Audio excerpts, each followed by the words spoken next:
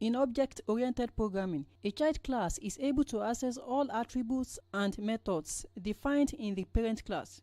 The cat class is a child class because it inherits from the animal class.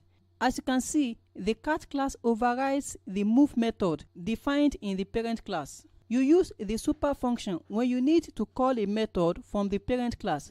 The super function returns a temporary object of the superclass that then allows you to call that superclass method. Cat_1 is an instance of the cat class. Then we call the move method on it. Let's run this program to see what happens. Animal is moving is printed out because we've used the super function to call a method in the parent class. If it turns out that a child class inherits from multiple parents and the move method is defined in all the parents, which move method would be called when we use super?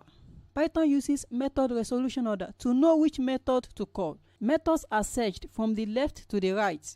So the expected output here when the move method is called is parent2move. This is because the methods are searched from the left to the right. Let's execute this program to see the output.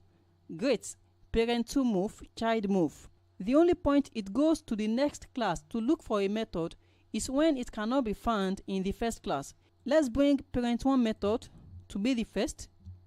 Now if we run the program, this method is called. Let's run the program. Great, parent1 move. You use the double_MRO attributes on a class to examine its method resolution order. Child1 class dot MRO. Let's print this to the terminal. Print. This shows the method resolution order. Parent1 comes first.